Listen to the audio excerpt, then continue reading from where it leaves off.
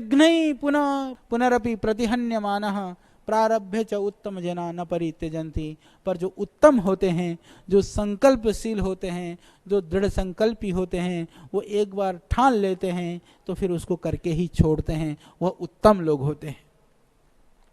तो हम यही चाहते हैं कि आप सभी उत्तम जन बने, श्रेष्ठ जन बने। जितने भी बहनें यहाँ बैठी हैं, जितने भी भाई आप सब यहाँ बैठे हैं, तो आपको अपना लक्ष्य के प्रति दृढ़ रह करके जीवन में उन्नतशील बन करके दिखाना है। यह पतंजलि योगपीठ प्रयास कर रहा है मानवता के लिए, मानव की सेवा के लिए। गुरु जी के पास जाकर के कुछ तो शब्दों से सीख करके जाओगे, कुछ यहाँ के कार्यों से भी सीख करके जाना, क्योंकि मैं ऐसा मानता हूँ जो शब्द की ध्वनि होती है वह कर्म की ध्वनि उससे भी कहीं गहरी होती है। जो कर्म की ध्वनि है, जो जीवन है। अभी मैं आ रहा था रास्ते में तो काठमांडू से मेरे पास अभी फोन आया, जब श्रद्धेय स्वामी जी और हम वहाँ पर थे। आप सबको लगभग पता है कि हमारा शिविर शुरू हुआ था, 24 तारीख को शुरू हुआ, 25 को महाभयानक भूकंप प्रलय आया। और शायद आप लोगों को कितनों को पता है, हम बहुत बाल बचे थे, 1 मिनट के अंतर से बचे थे। हमने देखा है कि मृत्यु को बड़ी नजदीक से, हालांकि मैंने तो बहुत बार देखा है, मैंने अग्नि से भी मृत्यु को नजदीक से देखा है, पानी से भी देखा है, पेड़ से भी देखा है, पहाड़ से भी देखा है, और इस बार मैंने भूकंप से भी देख लिया। तो देखा तो बहुत बार है। जब मृत्यु नजदीक से दिखाई देती है तो कभी ना कभी मन में तो आता है कि जीवन क्षणिक है, पर वो जब दिखाई देती है ना मौत, तभी आता है। फिर क्या करते हैं लोग, वो आपने सुना होगा, कहते हैं ना वो एक आदमी जो है वो पेड़ पे चढ़ गया था, ऊपर चढ़ तो गया, नीचे देखा बहुत भयानक है, उसको डर लगने लगा, डर के मारे उसको कोई नहीं याद आया, हनुमान जी दिखाई देने लगे। बोले हनुमान जी ऐसा करो, बोले मेरे को उतार दो नीचे, तुमको ना 1.25 मन के लड्डू चढ़ाऊंगा। तो जब 1.25 मन के लड्डू भगवान के नाम बोल दिए तो हिम्मत बन गई उसको। तो हिम्मत कर करके धीरे धीरे नीचे उतरा, फिर बीच में आया, फिर नीचे देखा तो थोड़ा सा भय कम हुआ, उसका भय कम हुआ। तो कहा भगवान ऐसा कर ले, 1.25 मन की जगह मैं 20 किलो ही चढ़ा लेता हूँ। तो वो क्योंकि उसका भय थोड़ा कम हो गया था तो उसने 20 किलो का संकल्प किया, फिर धीरे धीरे हिम्मत करता करता नीचे उतर गया। तो भगवान तू और हम तो भाई, जो मेरे पास हो तेरा मेरे को चढ़ाना क्यों अलग से। तो जब भय में हम होते हैं, विघ्न में हम होते हैं, तब हमको कहीं ज्यादा भगवान याद आता है। तो जो वैराग्यशील लोग होते हैं, जो बुद्धिमान होते हैं, जो विद्वान होते हैं, वह कभी भी मृत्यु को नहीं भूलते हैं।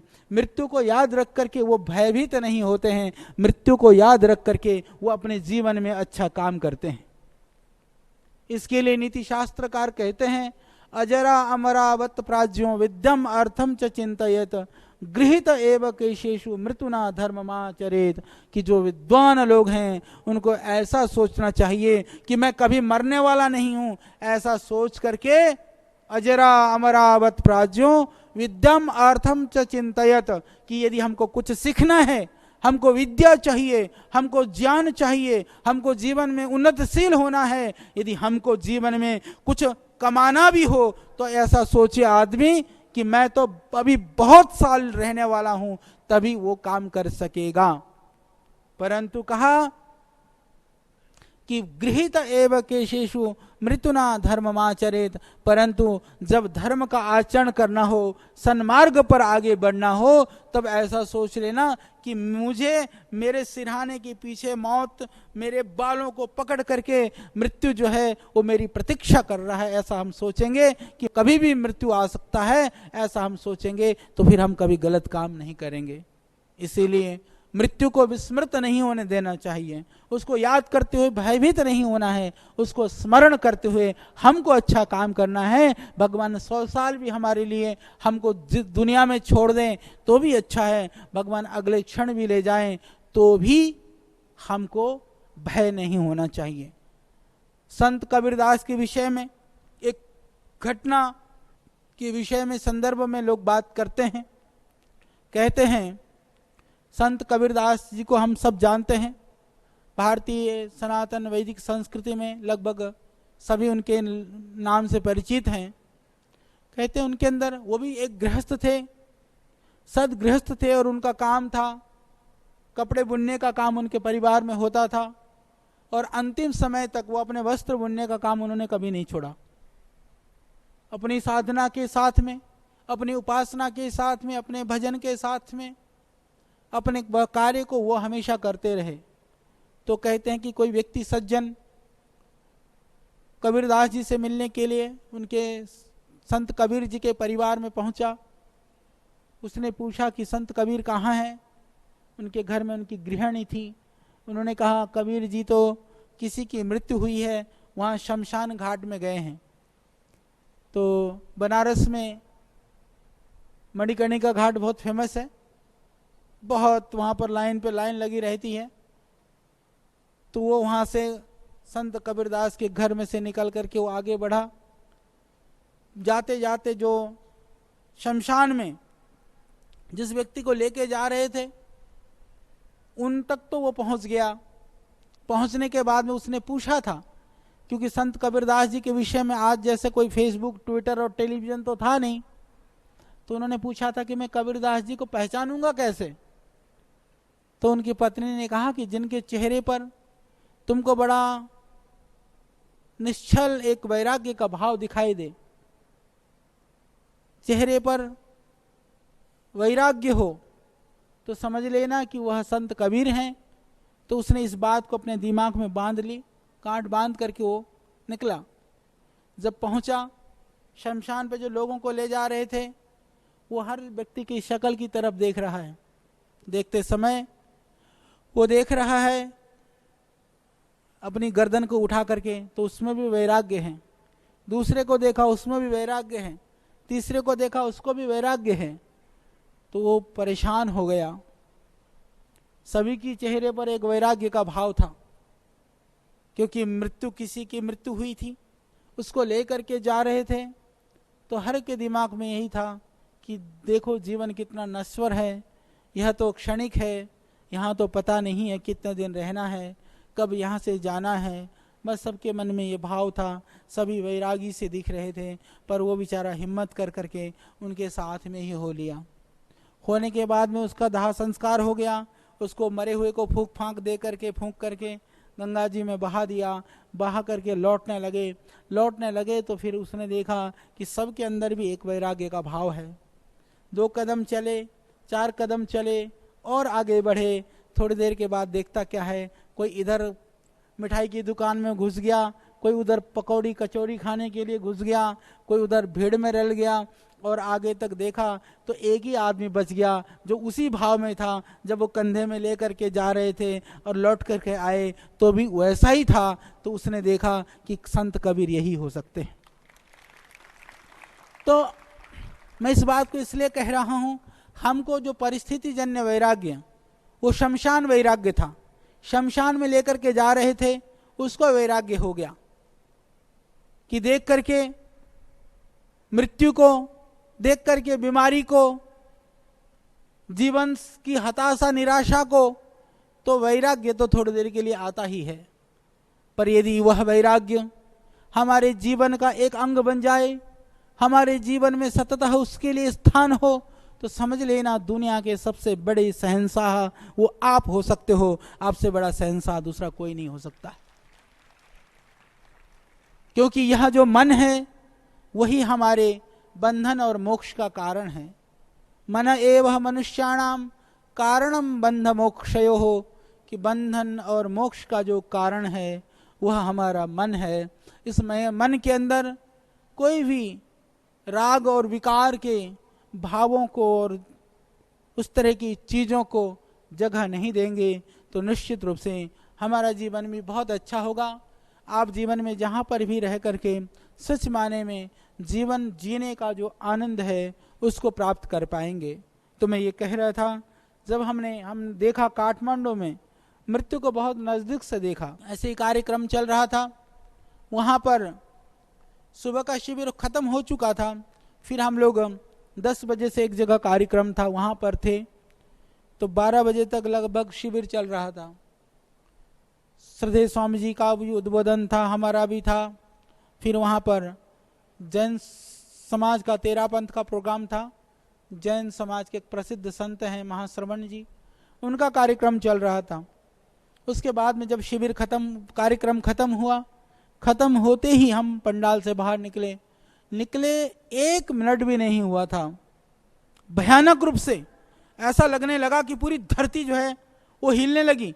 पहले तो हमको लगा कि गाड़ी, मैं क्योंकि गाड़ी में बैठ चुका था, हमको लगा कि शायद गाड़ी, वो ड्राइवर भी बैठ गया था आकर के, हमको लगा कि उसने एक्सीडेंट ना कर दिया हो, कोई ना नीचे ना आ गए कोई। तो मैं देख रहा हूँ सारे लोग भाग रहे हैं, और ऐसा भी नहीं लगता था कि कोई आंधी तूफान है, पर वो पेड़ यूं झूम रहे हैं।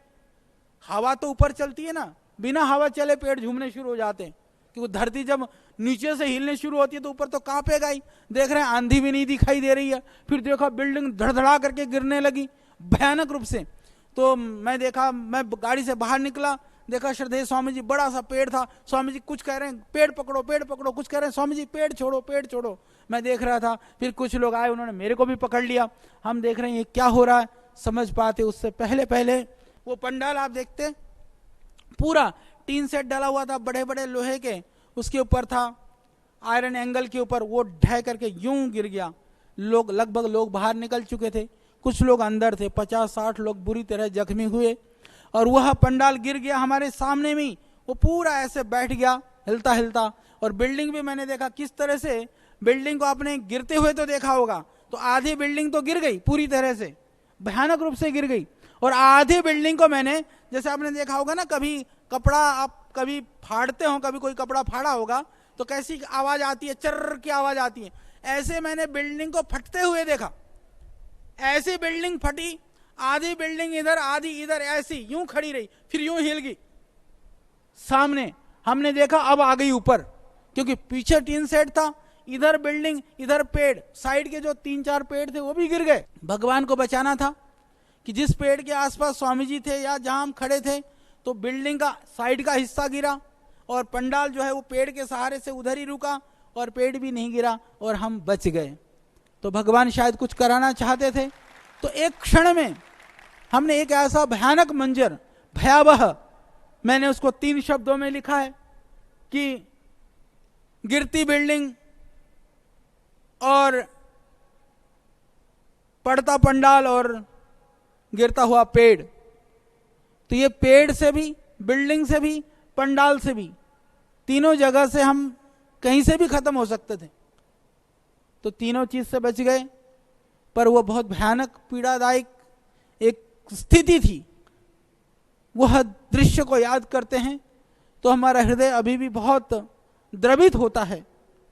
मैं इस बात को इसलिए, तुरंत हमने सोचा कि क्या करना चाहिए। तो वहां नेपाल के अंदर जितने भी हमारे शिक्षक थे, भाई बहनें जितने भी थे, उनको इकट्ठा किया। जब लोग अपने आप भयभीत होकर के भाग रहे हो, एक एक क्षण बड़ा भयानक हो, सब घर से बाहर निकल गए। थोड़ी थोड़ी देर में भूकंप आता था, लगता था कि इससे भी भयानक भूकंप आएगा, कब पता नहीं सारा ढह जाएगा। उस स्थिति में भी वो लोग सेवा के लिए तुरंत तत्पर होकर के हम लोगों ने लोगों की सेवा शुरू कर दी। यह सिर्फ श्रद्धेय स्वामी जी के योग का प्रभाव था कि जो इतनी मृत्यु को सामने देख करके भी लोग सेवा के लिए तत्पर थे। तो आप यहाँ पर आए हैं, जीवन में कहीं भी कुछ प्रतिकूलता आ सकती है, अपने जीवन में प्रतिकूलताएं हो सकती हैं, तो अपने प्रतिकूलता आ जाए तो हिम्मत रख करके आगे बढ़ने का साहस हो, और दूसरे के जीवन में प्रतिकूलता आ जाए उस प्रतिकूलता को दूर करने का सामर्थ्य भी हमारे अंदर होना चाहिए। यह आपको यहां से सीख करके जाना है। तो हमारे शिक्षक भाई बहन उसी टाइम से जुट गए। तो मैं अभी आ रहा था तो मेरे पास फोन आया कि बोले अभी करीबन 25-30 जगह पर, उससे भी ज्यादा जगह पर, एक एक जगह पर लोग 1000-1000, 2-2 3-3 हजार लोग खाना भी खा रहे हैं। और उनको जो भी सामान है, त्रिपाल से लेकर, पंडाल से लेकर के, पानी से लेकर के, बिस्किट से लेकर के, चावल से लेकर के सामान भी दे रहे हैं, अंदर इंटीरियर गांव में ले जा सके। मुझे इस बात को कहते हुए गर्व है कि यह सेवा का कार्य हमारे शिक्षकों के जो तप है, उनके अंदर जो दृढ़ता है, जो जुनूनीपना है, उसकी वजह से हम संपादन कर पा रहे हैं। तो हम ऐसा चाहते हैं कि आप भी ऐसा बन करके जाएं। हमारे समाज में हम कहीं भी रहें, कोई अभाव हमारे सामने नहीं दिखाई दे, कोई दुखी और कोई परेशान हो और हम सक्षम हो, तो सबसे अग्रणी हमको होना चाहिए। बाकी दुनिया की प्रतीक्षा हमको नहीं करनी है। हम क्या कर सकते हैं, इसके लिए हमको सबसे आगे आना है। सेवा करने से दुनिया कई बार सेवा करती है। अभी भी मुझे इस बात को कहते हुए कष्ट है। टेलीविजन में, विभिन्न चैनलों के माध्यम से, अखबारों में हम सुनते हैं कि बहुत सारी संस्थाएं सेवा के लिए गई हुई हैं, हजारों लोग सेवा कर रहे हैं। परंतु मैं आपको बता दूं, क्षमा करना, फील्ड में ऐसा कुछ भी नहीं दिख रहा है। वो कहां पर है भगवान जाने। पर मैं ये कहता हूं, हमको अखबार में छपने के लिए काम नहीं करना है, हमको टीवी में दिखने के लिए काम नहीं करना है। हम काम करेंगे तो हमारी आत्मा के अंदर तृप्ति होगी, हमको संतुष्टि मिलेगी, हम अपने गुरु ऋण से उऋण हो सकेंगे। हमारे संस्कृति का जो ऋण है, हमारे ऋषियों की, हमारे महर्षियों की, हमारी परंपरा और संस्कृति ने जो हमको सिखाया है, हमको उसके लिए सेवा करनी है। इस भाव को जीने का, इस भाव में रहने का, यह शिक्षा आपको यहां से मिल सकती है। यह शिक्षा कहीं अन्यत्र नहीं मिलेगी। यहां आप आते हैं, कोई पूछता है तुम्हारी जाति क्या है, कोई पूछता है तुमसे कि तुम किस गुरुजी की पूजा करते हो, कोई पूछता है कि तुम मस्जिद में जाते हो, गुरुद्वारे में जाते हो या मंदिर में जाते हो।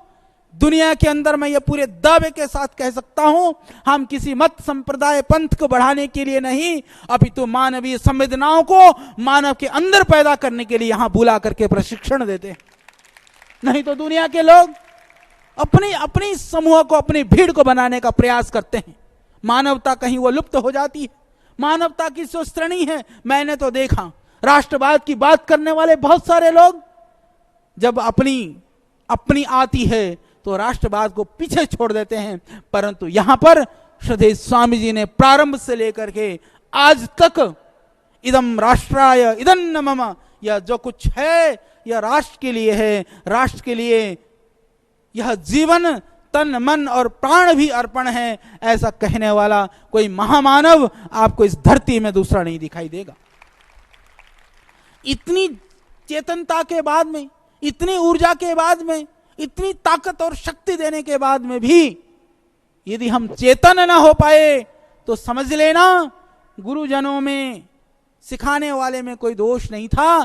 कहीं ऐसे हमारे खोटे कर्म थे जो हम मिस्री के पहाड़ पर चढ़ करके भी नमक की डली को अपने मुंह में लेकर के घूम रहे थे, इसलिए मिस्री के स्वाद को हम चख नहीं पाए। तो मैं समझता हूं कि आप ऐसे नहीं बनोगे। आप स्वयं धीर वीर गंभीर भारतीय संस्कृति, परंपरा और हमारा जो यह संस्थान का लक्ष्य है, आपको ऋषि बनाने का, आपको महामानव बनाने का, आप बन करके यहाँ से जाएंगे और बहुत दिव्यता से अपने जीवन को जिएंगे। और जहाँ भी रहेंगे इस देश को सुधारने के लिए, अपनी संस्कृति की रक्षा के लिए, और ब्याह भी करा लो तो एक गृहस्थ, एक आदर्श गृहस्थ बन करके दिखाने का कार्य आप करोगे, यह मैं आशा करता हूँ। श्रद्धेय स्वामी जी का आदेश सर्वोपरि होता है। मैं सब काम को करने का प्रयास करता हूँ। जो श्रद्धेय स्वामी जी का आदेश हो जाता है तो आप भी जीवन में प्रयास करना आज्ञाकारी बनने का, क्योंकि कभी कभी ऐसा होता है हम आज्ञा का पालन तो करते हैं परंतु उसका पालन करते हैं जो हमको अच्छा लगता है। तो आज्ञा का पालन ऐसा नहीं होता है, आज्ञा का पालन तो वह भी होता है जो हमको अच्छा नहीं लगता है, वो भी करो तो जाने। परंतु कहानी अलग है, क्योंकि बुद्धि सबको अपनी ज्यादा दिखाई देती है ना। हम सोचते हैं कि जो हमारे दिमाग में, उससे बढ़िया दूसरे के दिमाग में कैसी चीजें हो सकती हैं। और जब कुछ करने की बारी आए, अरे उसके सामने तो बड़ा अनुकूलता है, वो तो फ्री है, मस्त है, मेरे सामने देखो कितनी मुसीबतें और परेशानियां हैं। हमको ऐसा नहीं बनना है। जो कुछ भी हमको इस जीवन में करना है, हमको कर कर ही जाना है। अनुकूलता प्रतिकूलताओं में हमको घबराना नहीं है, बिना घबराए हुए आगे बढ़ना है। तो हमारी बहुत शुभकामनाएं, आप सबको बहुत आशीर्वाद, भगवान से आप सबके लिए मेरी बहुत प्रार्थनाएं। फिर समय होगा फिर मिलेंगे, नहीं तो जीवन में तुम कुछ इतना अच्छा कर लेना कि तुम्हारी आवाज, कर्म की ध्वनि वो हमारे कानों तक गुंजाई पड़े, गुंजायमान हो जाए। इतनी ही आशा करता हुआ अपनी वाणी को विराम देता हूँ। ओम।